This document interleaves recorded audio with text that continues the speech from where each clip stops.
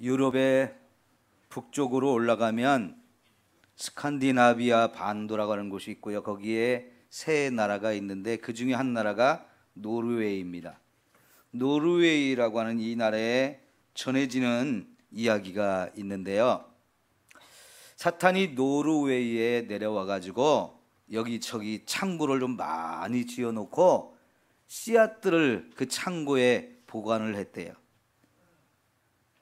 미움, 시기, 질투, 절망, 두려움, 아픔 같은 좋지 않은 이런 마음의 감정들의 씨앗을 창고에 잔뜩 보관해 놓고 이제 사탄이 내려와가지고 매일매일 거기 창고에서 씨앗을 끄집어서 여기저기 다니면서 사람들의 마음에 탁 뿌렸답니다. 그랬더니 사람들의 마음 속에서 이 씨앗이 무럭무럭 아주 잘 자라더라는 겁니다. 그걸 보고 사탄이 매우 기뻐했는데 이렇게 가만히 둘러보니까 아무리 씨앗을 뿌려도 씨앗이 전혀 효과를 발휘하지 않는 어떤 마을이 하나가 있었대요. 그래서 사탄이 내려가서 이렇게 보니까 마을 이름이 기쁨이고요. 사람들 마음을 더 살펴보니까 그 사람들 마음에 다른 씨앗이 이미 심겨져 있더라는 겁니다. 그래서 뭔가 했더니 감사의 씨앗이 그들 마음속에 이미 뿌려져서 거기서 잘 자라고 있으니까요. 사탄이 다른 씨앗을 뿌려도 그것이 거기서 자라지 않더라는 겁니다. 그래서 사탄이 화가 나가지고 악한 영들을 총 출동을 시켜가지고 그 마을에 더 열심히 자기들의 씨앗을 뿌렸는데도 조금도 효과가 없더라는 겁니다.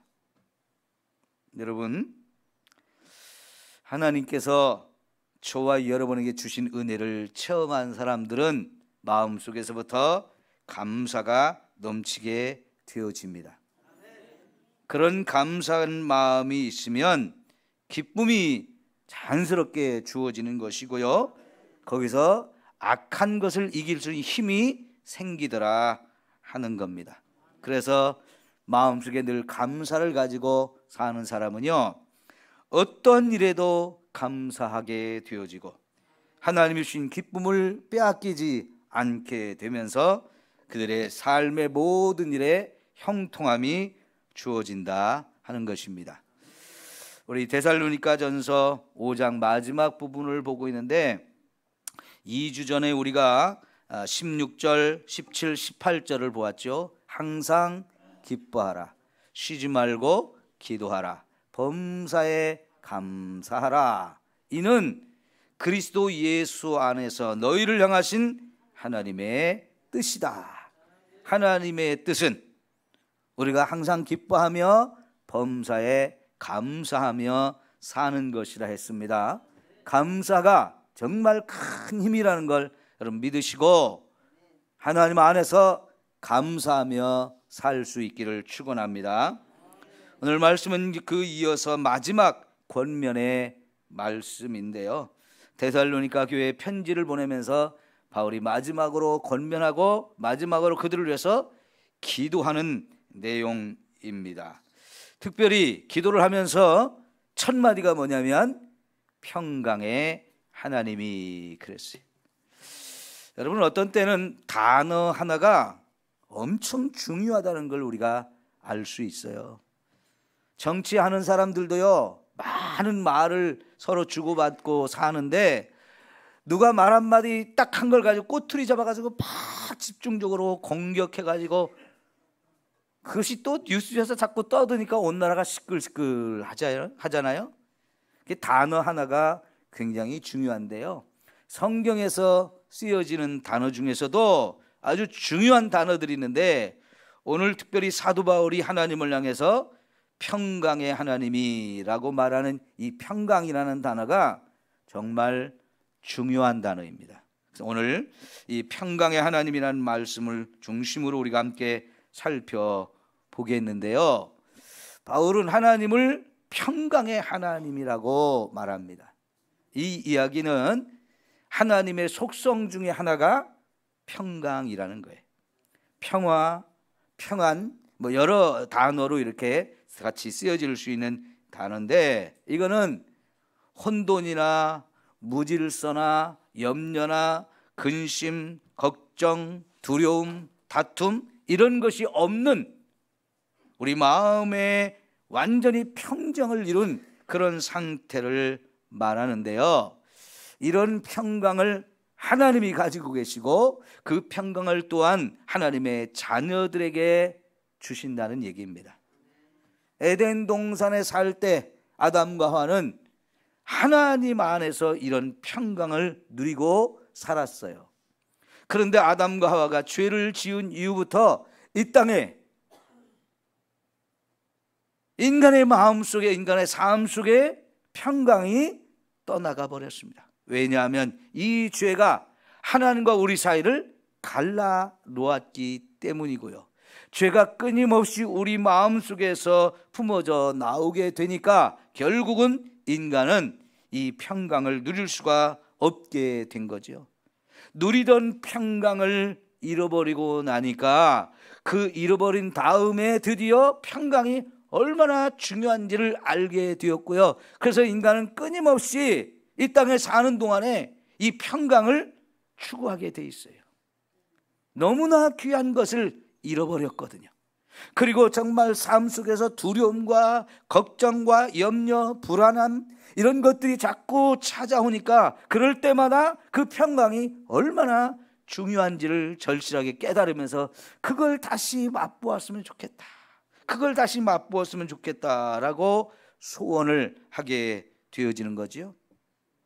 여러분, 하나님을 잃어버렸기 때문에, 하나님으로부터 떠나가 버리고 하나님으로부터 소외되어진 인간의 마음속에 평강이 아니고 두려움과 불안함과 염려 이런 것들이 가득 차오르면서 겉으로는 여러분 때로는 우리가 평안한 상태처럼 보일 때가 있어요. 저 사람 아무 걱정이 없이 살 것 같아 보여지는 사람도 있습니다. 그런데 누구든지 그 마음속 깊은 곳을 살펴보면 평화를 원하고 있어요. 잃어버렸기 때문이죠. 여러분, 의식주가 다 해결되면 사람은 정말 평안할까요? 돈을 충분하게 쌓아놓고 좋은 집에 살고 몸도 건강하면 그럼 더 이상 걱정할 것도 없고 염려할 것도 없고 불안할 것도 없을까요? 내 주변에 있는 사람들과 좀 좋은 관계를 만들어 가지고 열심히 노력해서 다들 원만한 관계를 누리며 살면 진짜 평안할까요? 물론 그런 것들이 잠시 동안의 일시적인 평안을 가져다 줄 수는 있지만 그건 참된 평화가 아닙니다. 그런 것에 착각하지 마시고 그런 것에 마음을 빼앗기지 마시고 거기에 우리의 평안이 있다라고 그것을 추구하며 살면 그거는 어리석은 거예요. 하나님과의 관계가 먼저 회복되어지고 그 하나님께서 저와 여러분의 이 평강과 평안을 유지해 주지 아니하면 우리는 결코 참된 평안을 누릴 수가 없는 겁니다. 눈에 보이는 것, 물질적인 것, 세상적인 것이 저와 여러분에게 평화를 준다고 착각하지 않기를 바랍니다. 잘못된 것에 소망을 두고 잘못된 것에 그것들이 우리에게 평강을 줄 것처럼 속지 않고 살아가는 저와 여러분 되어지기를 축원합니다. 전도서 5장 10절에 보니까 은을 사랑하는 자는 은으로 만족하지 못하고 풍요를 사랑하는 자는 소득으로 만족하지 아니하나니 이것도 헛되다라고 말씀하고 있습니다. 세상에서 제일 부유하게 살았던 사람이 하는 말이에요. 솔로몬 왕이 그런 것을 누려봤지만 그걸 가지고는 평안을 누릴 수가 없더라 하는 거지요. 그러면 여러분, 이 참된 평강, 참된 평화를 어디에서 어떻게 우리가 누릴 수 있을까요? 이 평안을 주시려고 예수님이 이 땅에 오셔서 십자가에서 저와 여러분의 모든 죄를 짊어지고 죽어주심으로 죄 문제를 해결해 주셨는데, 거기서 저와 여러분에게 참된 평화가 이루어집니다. 하나님과 원수가 되었던 이 관계를, 이 죄 문제를 해결해 버리니까 하나님과 우리의 관계가 회복되어지는 것이고요, 하나님과 우리의 관계가 회복되어지면 그때 거기서부터 우리가 참된 평안을 누리게 되는 거거든요. 에베소서 2장 14절에서 16절 말씀을 보면, 그는 우리의 화평이신지라 둘로 하나를 만드사 원수된 것 곧 중간에 막힌 담을 자기 육체로 하시고 법조문으로 된 계명의 율법을 폐하셨으니 이 둘로 자기 안에서 한 세 사람을 지어 화평하게 하시고 또 십자가로 이 둘을 한 몸으로 하나님과 화목하게 하셨느니라 그랬어요. 예수 그리스도가 하나님과 우리 사이에도 또 이웃과의 관계에도 진정한 화평과 화목을 누리게 하기 위해서 오신 분이라는 겁니다. 그래서 예수님을 믿을 때 참된 평화가 저와 여러분에게 주어지는 거지요. 이미 예수를 믿고 있는 여러분, 정말 예수님이 주신 이 평안을 누리며 사는 여러분 모두가 되어지기를 축원합니다. 오늘 사도 바울이 마지막으로 데살로니가 교회 성도들을 위하여 기도하는 내용인데요, 기도하면서 하나님은 평강의 하나님이다. 그 하나님이 너희를 거룩하게 하시고 너희의 온 영과 혼과 몸이 주 안에서 주님이 오실 때까지 흠없게 보존되기를 원한다라고 말했는데요, 하나님의 평강과 우리의 거룩 그리고 영혼 육의 온전한 보전, 이것이 깊이 연결되어 있는 건데요. 자, 그러면 여러분, 어떤 사람이 평안을 누리지 못하고 어떤 사람이 평안을 누릴 수 있는지 말씀을 통해서 좀 우리가 찾아보기를 원하는데, 우선 이사야 57장 21절입니다. 오늘 제가 성경을 좀 많이 찾아볼 거기 때문에 여러분 성경 그냥 덮어놓으세요. 앞을 보세요. 다 이제 파워포인트로 띄워드릴 테니까 앞에 잘 보시면서 말씀을 보시는데, 자, 함께 읽습니다. 시작. 내 하나님의 말씀에 악인에게는 평강이 없다 하셨느니라. 이사야 48장 22절 똑같은 말씀입니다. 시작. 여호와께서 말씀하시되 악인에게는 평강이 없다. 똑같은 말이죠. 누구에게 평강이 없다고요? 악인에게는 아무리 평강을 누리려고 해도 평강이 없다는 얘기입니다. 왜요? 죄가 그 기쁨을 다 빼앗아 가고 죄가 하나님과 우리 사이를 원수로 만들기 때문에 그런 사람에게는 평강이 없다는 겁니다. 자, 시편 32편 10절 말씀을 볼게요. 시편 32편 10절 바로바로 띄워주세요.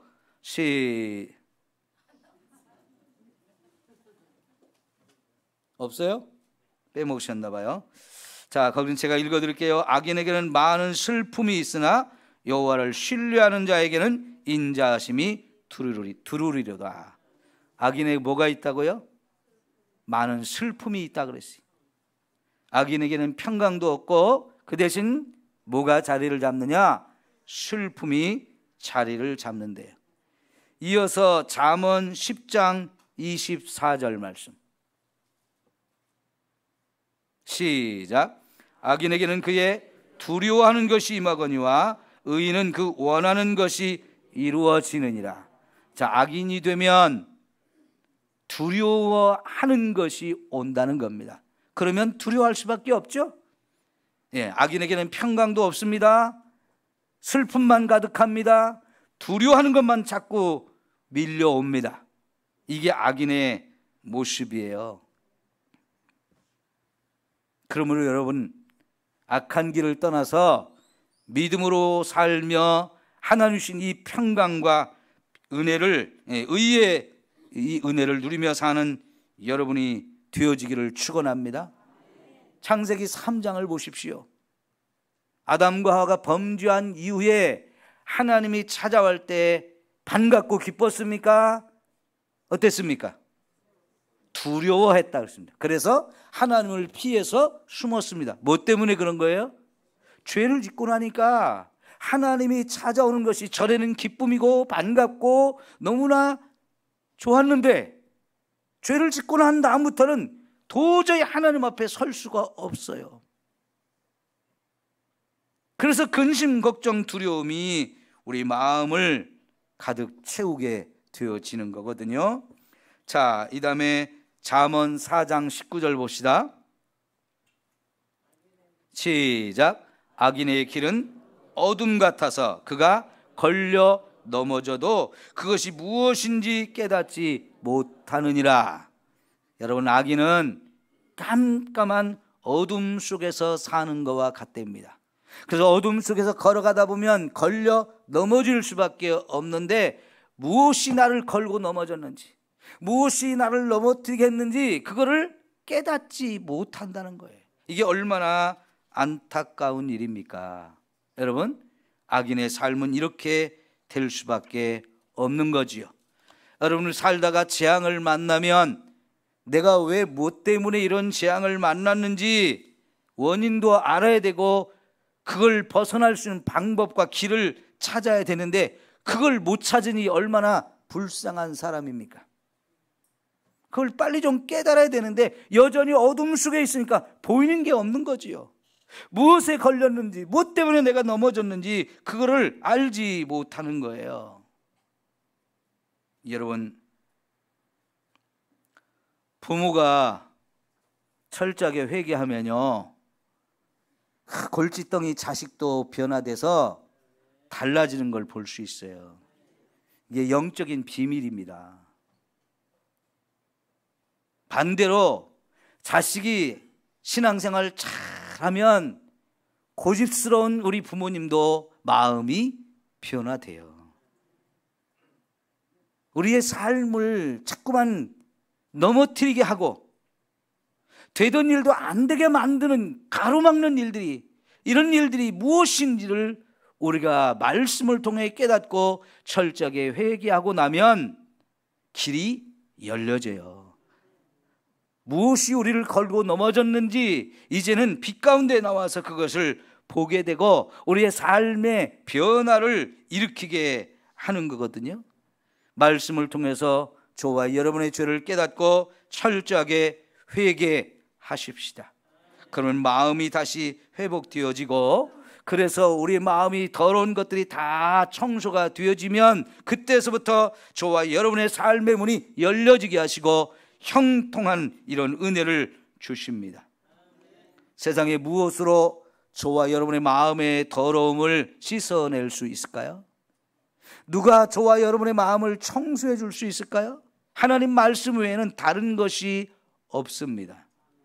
예수님께서 우리가 더러운 손으로 먹는 게 우리 몸을 더럽히는 게 아니고 우리 마음속에서 악한 것이 나와서 우리 몸까지도 더럽게 한다고 그랬죠. 예수님은 저와 여러분의 마음속에 어떤 악한 것이 들어있는지를 정확하게 그걸 찾아내시는 분이고 아시는 분이고 뿐만 아니라 그걸 다 씻어 주시려고 그분이 친히 십자가에 죽으시면서 피 흘리셨는데 그 피가 저와 여러분의 마음속의 모든 더러움까지 다 씻어 주실 수 있는 유일한 방법이에요.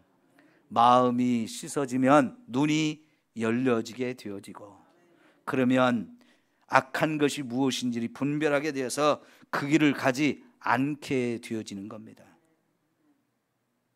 마태복음 8장 16절에 보면 저물매 사람들이 귀신 들린 자를 많이 데리고 예수께 오거늘 예수께서 말씀으로 귀신들을 쫓아내시고 병든 사람을 다 고치셨다 그랬습니다. 귀신들을 말씀으로 쫓아내고 병든 자도 말씀으로 치료하셨다 그러는데 그 얘기는 뭐냐면 예수님이 말씀을 할 때 그것을 믿음으로 받아들이면 그 말씀이 내 안에 들어와서 마귀를 물리치고 질병도 치유하는 놀라운 역사가 일어난다는 거예요. 오늘 이 시간에도 여러분이 말씀을 믿음으로 받으십시오. 그럴 때 여러분을 괴롭히는 원수 마귀가 떠나가고 여러분의 몸에 고통을 주는 질병들이 치유되는 놀라운 역사가 있어지게 할 걸 믿습니다. 히브리서 4장 12절이 그걸 우리에게 가르쳐 주잖아요. 하나님의 말씀은 살아있고 운동력이 있다고요. 그래서 좌우의 날선 어떤 검보다도 예리하여서 저와 여러분의 혼과 영과 관절과 골수를 찔러 쪼갠다 그랬는데요.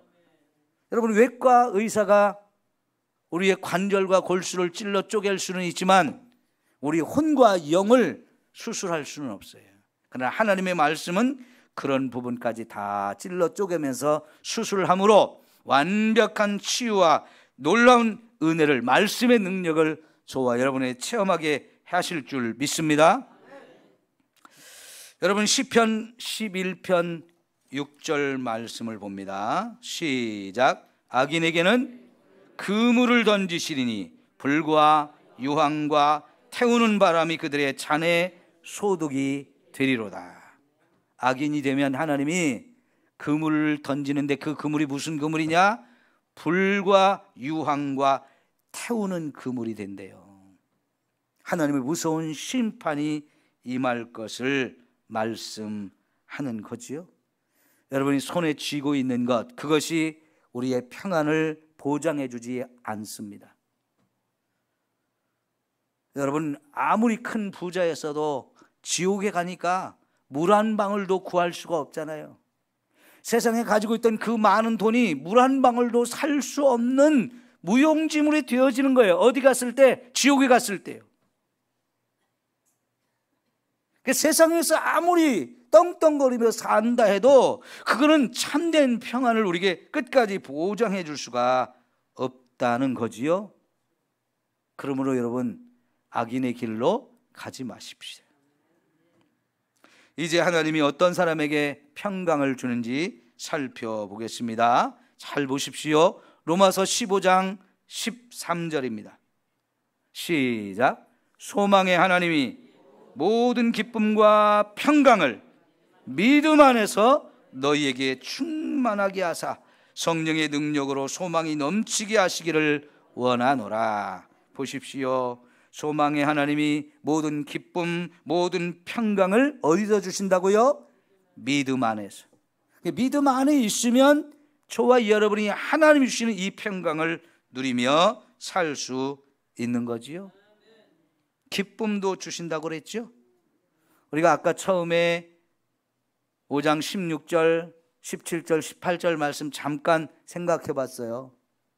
항상 기뻐하라, 쉬지 말고 기도하라, 범사에 감사하라. 이 기쁨을 여기 보니까 소망의 하나님이 주신대요. 누구에게? 믿음 안에 있는 사람에게요. 살면서 근심 걱정거리가 끊이지 않고 육신의 질병이 계속 우리를 괴롭히고 물질적인 어려움을 당하게 되면 그런 사람들이 기쁨을 누릴 수가 없잖아요. 평강을 누릴 수가 없잖아요. 그러나 믿음을 갖고 살면 이런 문제들을 하나님이 다 해결해 주심으로 인해서 참된 기쁨, 참된 평강을 누리게 해 주신다라고 말씀하십니다. 시편 16편 11절 다시 한번 볼게요. 시작. 주께서 생명의 길을 내게 보이시리니 주의 앞에는 충만한 기쁨이 있고 주의 오른쪽에는 영원한 즐거움이 있나이다. 여러분, 하나님이 저와 여러분에게 생명의 길을 보여주십니다. 그 길로 갈 때 주님이 우리에게 주님 앞에 있는 기쁨과 즐거움, 이걸 마음껏 누리게 해주시는 거죠. 요한복음 14장 27절 말씀입니다. 시작. 평안을 너희에게 끼치노니 곧 나의 평안을 너희에게 주노라. 내가 너희에게 주는 것은 세상이 주는 것과 같지 아니하리라. 너희는 마음에 근심하지도 말고 두려워하지도 말라. 예수님이 하늘로 올라가시기 전, 십자가에 죽기 전에 제자들에게 마지막으로 주는 말씀이 요한복음 14장이에요. 거기서 예수님이 평안을 내가 너희에게 주는데, 내가 가진 평안을 너희에게 주는데 세상이 주는 평안하고는 비교가 되지 않는다는 거지요. 그래서 너희는 마음에 근심하지도 말고 두려워하지도 말아라. 그런 건 싹 내가 제거해주고 너희를 근심하게 하는 것, 두려워하는 것 다 해결해 준다라고 말씀하시면서 주님이 우리 마음에 평강을 주신다 하셨어요. 여러분, 이 평강을 믿음으로 받으십시오. 믿음으로 받으셔야 돼요. 예수님이 주신 평강. 여러분, 유명한 사람이 되면 평안할까요? 정치계를 들어가서 권력을 잡으면 그 사람들이 평안할까요? 돈을 많이 벌면, 재벌이 되면 평안할까요? 우리나라 재벌 회장님 치고 감옥에 안 갔다 온 사람 별로 없어요. 유명 연예인이 되고 보니까 불안함과 두려움과 염려가 더 많더라는 거예요. 대통령이 되니까 대통령 못 해먹겠다 소리 하잖아요. 왜 그래요? 돈이 있어도, 권력이 있어도, 유명 인사가 되어도 그것이 저와 여러분에게 평안을 보장해 주는 것은 아니라는 겁니다. TV 앞에 앉아서 히히덕거리는 것도 잠시뿐이에요.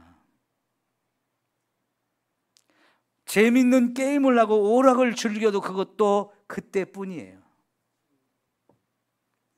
세상에는 저와 여러분에게 영원한 기쁨, 영원한 만족, 영원한 평안을 주지 않는다는 얘기입니다. 고린도후서 3장 5절 말씀을 볼까요?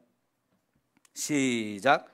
우리가 무슨 일이든지 우리에게서 난 것 같이 스스로 만족할 것이 아니니 우리의 만족은 오직 하나님으로부터 나느니라. 우리를 만족하게 할 수 있는 일, 하나님만이 그 일을 할 수 있대요. 왜요? 그분이 우리를 창조하신 분이기 때문에 저와 여러분을 가장 정확하게 아셔요. 그래서 진정으로 저와 여러분이 만족할 것이 무엇인지를 그분만 아시고요. 그래서 그분이 우리에게 만족을 줄 수 있는 겁니다. 이제 오늘 하나님이 사도 바울이 데살로니가 교회 성도들에게 하나님은 평강의 하나님이라고 하시면서 그 하나님이 너희를 온전히 거룩하게 하시고 너희 혼과 영과 육을 다 흠없이 주님이 오실 때까지 보존하기를 원한다 하는 이 내용이 왜 평강의 하나님과 관련이 있는지 이제 이해가 되시죠? 악인은 결코 평강을 누릴 수가 없기 때문에 하나님 안에서 거룩한 길로 가야 되는 것이고요. 우리가 이 땅에 사는 동안에 우리 영혼육이 다 흠없는 모습으로 보존되어질 때 평강을 누릴 수 있는데 이 모든 것을 누가 하신다고요? 하나님이요. 사도 바울이 데살로니가 교회 성도들의 거룩함, 그들의 영혼육이 주님이 오실 때까지 흠없이 보존되는 거, 이걸 하나님이 해 주셔야 이런 상태가 될 수 있다는 거예요. 그러면 그 하나님의 평강을 이 땅에서 우리가 마음껏 누리며 살 수 있다는 거지요. 이 세상 모든 사람 다 평안하기를 원합니다. 그렇지만 마음으로는 소원하는데 내 힘과 내 능력으로는 그 평안을 누릴 수가 없어요. 나와 상관없이 우리 주변의 환경들이 끊임없이 변화되어지고 내 마음에 들지 않는 것들이 계속해서 또 일어나고 또 일어나기 때문에 내 힘으로는 그걸 다 평정할 수도 없고 해결할 수도 없어요. 마음으로는 평안을 원하는데 살아보면 실제로 평안을 누릴 수 있는 것이 세상에 없다는 얘기입니다. 그런데 그 평안을 누가 주신다고요? 하나님이 주셔요.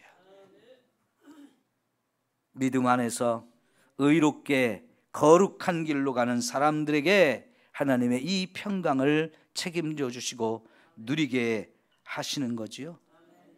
하나님 안에서 믿음으로 주님을 바라보십시오. 하나님과의 관계가 깨어지지 않도록, 원수 관계가 되지 않도록 관리하셔야 됩니다. 그래서 하나님 안에서 이 평강을 마음껏 누리며 사는 저와 여러분 모두가 되기를 축원합니다. 기도합시다. 우리 한번 통성으로 기도합시다. 하나님, 지금 내 삶의 평강을 누리지 못합니다. 내 삶의 평강을 누리지 못하게 하는 많은 부분들이 있는데 이 문제 하나님께 다 가져왔습니다. 수고하고 무거운 짐을 주 앞에 내려놓습니다. 주님 안에 참된 쉼을 얻게 하시고 안식을 누리게 해주세요. 우리 주여 세 번 삼창하고 통성으로 기도합니다. 주여 주여 주여, 평강의 하나님께 왔습니다. 우리가 이 땅에 살면서 평안을 누리지 못하고 살았습니다. 내 삶의 하나님 평강을 빼앗아가는 악하고